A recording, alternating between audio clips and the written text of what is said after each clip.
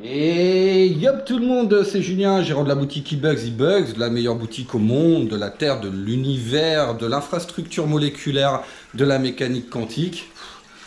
Voilà, si vous avez d'autres idées, allez-y en commentaire hein, sur l'ancienne vidéo, la vidéo précédente, vous m'avez pas donné d'idées, mais là vraiment j'en ai besoin.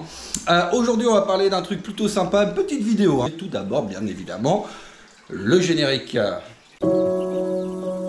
Vous montrer ça. Donc pourquoi on a fait ce nouveau setup pour les Philippus Regius. Donc il y a plusieurs choses à dire là-dessus. C'est tout simplement, premièrement, parce que en réserve, bah, l'hiver il fait toujours un petit peu plus froid. On va dire que l'été, vous voyez, vous êtes à 22, ouais, 22, 23 degrés. L'hiver, on peut descendre à 19, 20 degrés.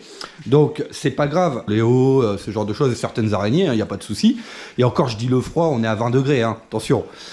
Par contre, les Philippus, alors elles vont pas mourir, hein, je pourrais les laisser à 20 degrés, il n'y a pas de souci. Hein. Mais le souci, c'est que nous, on fait de l'élevage, tout ça, donc c'est vrai que c'est toujours mieux d'avoir une température assez élevée pour les reproductions, pour le développement, c'est toujours mieux. Maintenant, si vous faites simplement de l'élevage entre guillemets, c'est-à-dire si vous avez juste une Philippus pour l'observer, tout ça, bah, vous avez 20, 21 degrés, c'est largement suffisant, il n'y a pas de souci, hein, vous inquiétez pas là-dessus. La deuxième chose, c'est aussi parce que, vous vous doutez bien, et on avait envie qu'ils voient un petit peu l'élevage, comment ça se passe, les petits, les cocons, les grosses femelles aussi, hein, parce que c'est toujours bien de montrer à un client ce que ça donne adulte, tout ça. Donc on a décidé de changer de setup et de faire un setup qui est en plus beaucoup plus joli, moi je trouve. Donc on a abandonné l'histoire des étages, de l'étagère derrière. Parce que derrière c'est bien bon, on avait mis un câble chauffant, ok, mais dans une étagère, forcément la chaleur elle se diffuse trop, c'est dommage. Donc ce qu'on a fait, on a fait de la récup, hein. Voilà, vous pouvez le faire aussi, hein, c'est de la récup. Ça c'est un terrarium, pour tout vous dire, qui appartenait à mon oncle, qui l'avait stocké à côté, dans la grosse réserve à côté. Je l'ai récupéré, je lui ai pas dit, donc mon oncle, si tu vois, c'est pas grave, t'inquiète pas.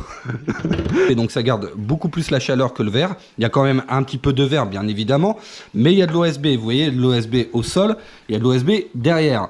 Donc ça, c'est cool parce que ça va garder le fond ici. Donc que j'ai fixé derrière le terrarium, donc au fond du terrarium, sur la plaque OSB. Donc ça va emmagasiner de la chaleur. On a un petit, ici vous voyez, une petite sonde pardon, pour le thermostat qui est juste là. Donc vous voyez on est déjà à 25,2, donc là il va monter à, ça marche un thermostat. Et puis une petite lumière également, voilà, une petite lumière à LED, voilà, comme ça au moins on respecte le cycle jour-nuit. Pour les Philippus, qui est toujours mieux. Vous voyez un petit peu les terrariums, parce qu'ils avaient fait plein de toiles devant, derrière, enfin bon voilà. Honnêtement, c'est très rare. Voilà, je vous le dis, hein, de toute façon, vous pouvez regarder. Généralement, ils font leur nid au fond. Voilà, soit au fond, soit sur les côtés, soit à proximité, vous voyez ici, des rails. Mais ça arrive très rarement. C'est pas du mensonge, mais disons que voilà, chacun a son intérêt, vous comprendrez. Ce qui est bien avec ce nouveau setup, vous voyez, c'est que on a déjà ça m'a permis de trier un petit peu et du coup avant-hier je me suis amusé à faire de la repro parce que hop, vous allez voir qu'ici il y a des petites critter box. Alors j'aime pas trop utiliser les critter box, je les utilise parce que je les ai. Bon, donc autant les utiliser.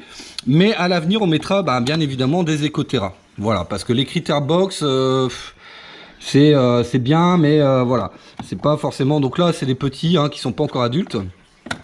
Mais voilà, il y a peut-être pas forcément assez de place. Vous voyez les aérations, il y a beaucoup d'aération sur une critter box. Donc au niveau humidité, ça peut partir très vite. Donc c'est un peu embêtant. On va passer ici. Donc ici, vous voyez, c'est un cocon. Voilà, regardez les petits là, tous les petits qu'il y a, tous les points noirs. Donc chaque point noir c'est un petit. Hein. Donc ça c'est un cocon de Bahamas qui va sortir. Hein. Donc on a des Bahamas qui sont déjà sortis ici, qui commencent à avoir une belle taille et qu'on va envoyer à partir de lundi avec les starter packs. Allez sur le site, allez voir, c'est génial. Et donc on a des Bahamas ici qui vont pas tarder à sortir, des petits. À côté, donc je vais tout vous montrer. À côté on a donc les femelles que j'ai fécondées avant-hier. Voilà, donc là on a une femelle qui est plutôt marron très foncé. Donc qui a été fécondée. Alors, il y en a deux. Celle-ci, je suis pas sûr. Voilà, celle-ci, je suis pas sûr. Bien que... alors vous voyez, qui commence à vous faire déjà un nid en 2 jours comme ça, c'est que c'est bien parti. Voilà, concrètement, vous voyez, je sais pas si vous voyez bien le nid, mais il est déjà bien balèze. Donc celle-ci, elle serait bien partie à pondre, hein, vraiment. Dès que ça commence à vous faire un nid comme ça, c'est bon signe. Donc là à côté, là elle n'a pas encore fait, donc bon, faut attendre un petit peu. Nous généralement ce qu'on fait, c'est qu'on attend 1 mois après la fécondation. Si jamais il n'y a pas de ponte, on retente dans ce cas-là toile. Donc ça c'est bon signe aussi, hein. C'est pas fiable à 100%, je le répète, hein. C'est pas parce qu'elle vous fait une toile juste après qu'elle va forcément pondre. Par contre, qu'elle fasse une toile aussi rapidement comme ça, c'est son cocon, donc elle va faire la structure en fait tout autour, et ensuite elle va pondre ses œufs. Alors vous allez me poser la question, mais pourquoi utiliser des pots à Droso pour les femelles? Ben, tout simplement c'est une question pratique en fait, hein. Ça veut dire que une fois qu'elle va pondre, on va enlever le... Alors généralement, comme vous l'avez vu, je vais faire étape par étape, elle pond sur le couvercle. Voilà, vous l'avez vu. Donc là, si vous voulez, si elle pond sur le couvercle, ce qui risque d'arriver puisqu'on voit qu'elle fait sa toile sur le couvercle, on aura juste un couvercle ici. Elle va nous repondre un cocon et elle va en pondre à peu près 3 ou 4 maximum. Et donc à chaque fois, on va faire la même chose. Si elle ne pond pas sur le couvercle, c'est pas très grave, on enlève le décor, on enlève la femelle, on la met dans un autre pot. Quand elle aura pondu ses 3 ou 4 cocons, elle va finir sa petite retraite dans un petit terrarium. Un petit 15-15, un petit 10-10, c'est parfait. Voilà, et puis on la laissera la laisser non plus dans un pot à Droso, c'est pas le top. Donc voilà les 3 femelles potentiellement fécondées. Moi, honnêtement, vu depuis 2 jours ce qui s'est passé, je pense que celle-ci, il n'y a pas de problème. Celle-ci aussi, à mon avis, il y a un coco qui se prépare. Par contre, celle-ci, du coup, j'ai un petit doute. Donc voilà pour le nouveau setup. Je pense que je vous ai tout dit, hein. Il n'y a pas grand chose à dire d'autre. Donc ça c'est les criquets multicolores. Voilà, vous l'aviez vu, hein, sur l'ancienne vidéo. Donc voilà. Donc ça c'est pareil, du coup on les laisse là, hein, puisque ça fait un peu office d'incubateur finalement. Pour qu'il y ait quand même une humidité ambiante, alors on l'a mis au fond, pourquoi? Parce que la chaleur va sur... Donc voilà, comme ça on a une humidité ambiante qui est assez sympa. Et puis nous on est content parce que...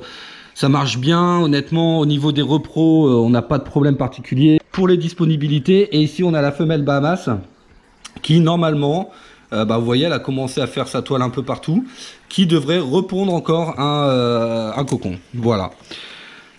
Eh ben, j'espère que cette vidéo vous aura plu. Voilà, petite vidéo sympa pour vous montrer le nouveau setup. Et puis, écoutez... voilà, j'espère que ça va vous donner quelques idées, hein, du coup, vous voyez, rien de compliqué. Un terrarium, un petit câble chauffage, vous avez un petit thermostat qui fonctionne très très bien. Vous essayez de récupérer un petit terrarium en OSB, ça c'est parfait parce que le bois, comme je vous l'ai dit, ça garde la chaleur plus longtemps, donc c'est bien. Puis avec les factures d'électricité, il faut faire attention. Et puis vous faites un petit truc comme ça pour eux, c'est parfait cet hiver. Voilà, si jamais chez vous, les températures descendent... 18, 17, n'hésitez pas, faites-lui un petit coin comme ça, même pour toutes vos bêtes, voilà, si c'est des bêtes qui prennent pas trop de place, petit terrarium, vous les mettez dedans l'hiver, voilà, nous on va les garder l'hiver, l'été, on va toujours les garder, parce que ce qu'on voudrait c'est garder une température constante tout le temps dans le terrarium, pour les habituer en fait, hein, tout simplement, et puis pour qu'ils soient à l'aise, et puis aussi garder le cycle jour-nuit du coup.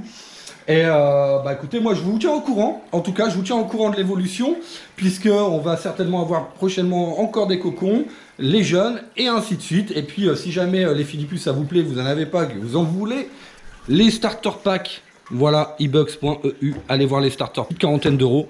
Et je vous montre rapidement, hein, pour ceux qui connaissent pas, hop, alors attendez, bien évidemment la bête, hein. Voilà, là on la met pas forcément parce que on va pas les laisser dans les boîtes comme ça, mais vous aurez la bête dedans.